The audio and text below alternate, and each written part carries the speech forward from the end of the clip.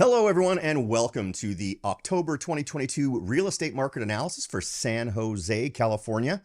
This is the time when we take a look at what all the stats were for the month of October for San Jose to get an idea of what's happening for buyers, sellers, and investors in that area. Hopefully, there's good information here for you that can help guide you as you move forward with your interest in San Jose real estate. Or maybe you're someone who lives in San Jose already, owns a home in San Jose, and you just like to get an idea of what the market's doing. So let's go ahead and jump in and take a look.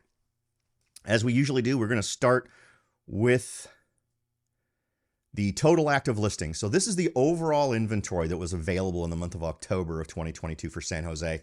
And we can see that overall it was up over 31%. We had 555 homes in October of 2021 on the market, and in October of 2022, we saw that number up to 728. Now, just to clarify what we're looking at here, as you can see on the right-hand side, I have the 2 months, 1 year apart side by side, just so that you can more easily see visually the change that we've had over the last year in San Jose.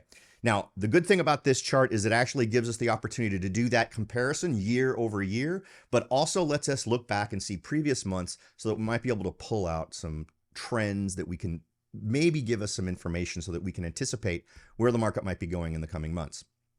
Now, as you can see, we had a peak of inventory in July. Now that makes sense. As we started moving into May, June, July, we tend to see listings increase. We tend to see people coming onto the market, so inventory tends to go up.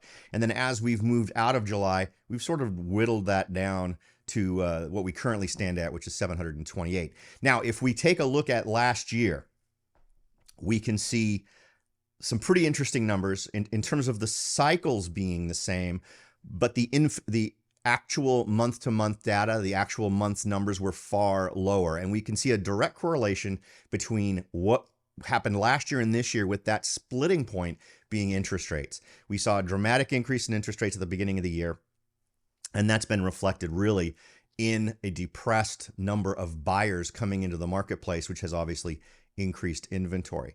Now, as we look at this, just something to quickly make a note of is to keep in your head 728 as the number of homes in the market. As we go to our next number, which is the total number of new listings, and these are folks who actually put their home on the market. They listed their home in October of 2022. And just as in the last slide, you can see that the year-to-year numbers are here right next to each other, so you can get an idea of what kind of a change we've seen year over year. And it's down 33.6%, so almost 34%, with 762 homes listed at the same time last year, but only 506 homes listed this year. Now, with 500, the interesting thing I want to point out about San Jose is San Jose has bucked the trend of many other cities in the month of October.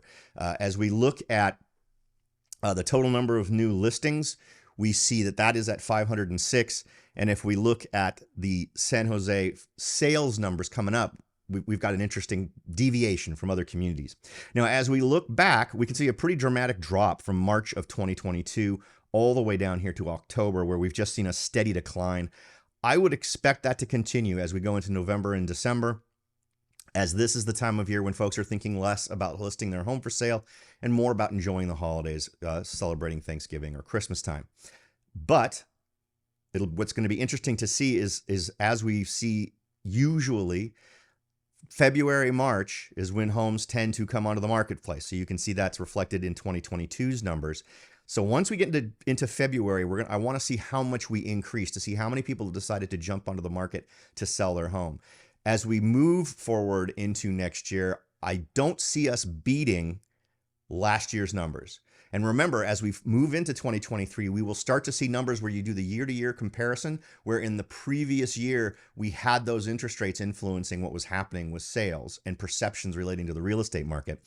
But even in that case, I think we'll continue to see a decline in the number of new listings, with the possible exception of some markets that are still doing well in the face of sellers who have decided to try and profit take in the face of a declining market, and don't want to wait for the market to recover. So we'll see. I realize that's sort of a two-sided estimation of where we're going to go, but I don't think those are going to overwhelm it. We'll see. Maybe I'll be wrong, but I think we're going to see a relatively slow marketplace, at least in those first few months of sellers coming onto the market when compared to the same time last year.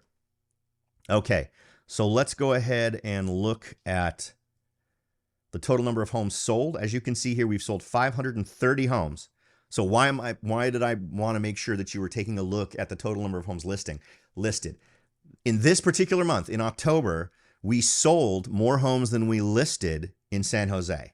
And that for many communities has not been the case. We've been listing more homes than we were selling, which was simply boosting inventory and continue to keep inventory going up. Didn't happen this month. So that's an interesting note. We'll see if that continues to happen over the coming months. But in terms of homes sold, we're down almost 35% from the same time last year. We sold 812 homes in October of 2021, and we sold 530 homes in October of 2022. In terms of trying to tease out any trends, we saw that home sales peaked around April, which honestly is a little early. I would guess that the reason for that is buyers who wanted to jump in early, or maybe were anticipating rates were going to continue to rise and wanted to move earlier rather than later.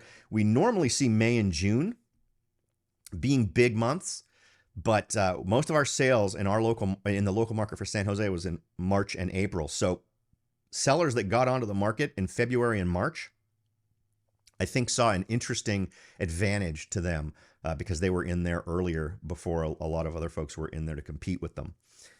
Next, for the San Jose marketplace, let's take a look at original list price. And when I say original list price, I mean the price that a seller originally agreed to list their home for, not what the price was at the home at the time that it's sold. Meaning, if the seller agreed to increase or decrease their list price at some point, this is not going to reflect that number. This only reflects what the price was at the time that the home was listed on the MLS that very first time.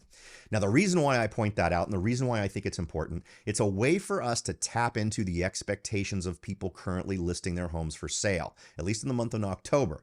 So when we look at this, we wanted to look at it and compare it to the same time last year to get an idea of, in the mind of sellers, how much more do they think their home is worth this year than it was last year?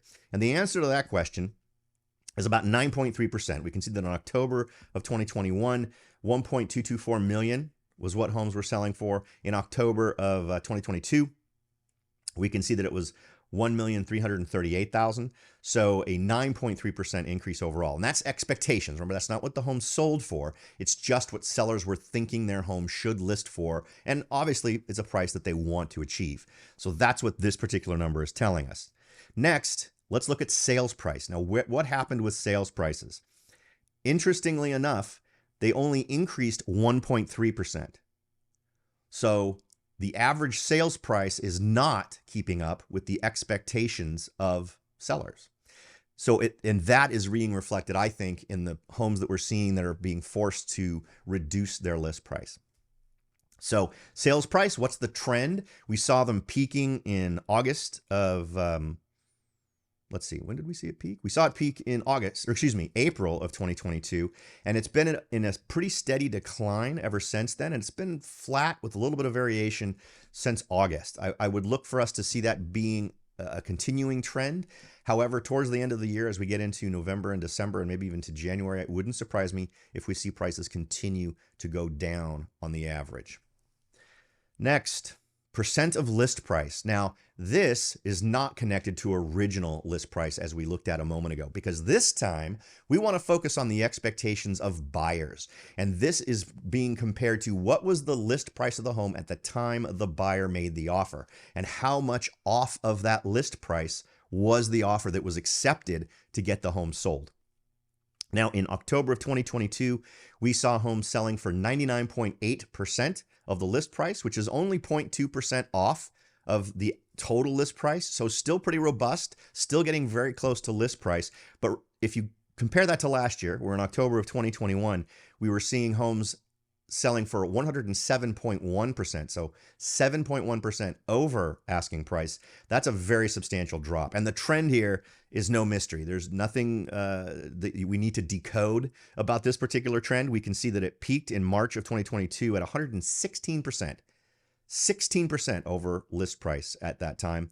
Now we saw a steady drop from March of 2022 all the way to where we are now at 99.8. It's been a pretty steady drop. It really kind of hit the bottom in August of 2022, and we've been sort of floating around this point since August. It wouldn't surprise me if we see the percent of list price number continue to go down a bit over the next couple of months as things get slower through winter, but we'll have to see how that plays out in terms of the overall market for San Jose. But that would be my expectation.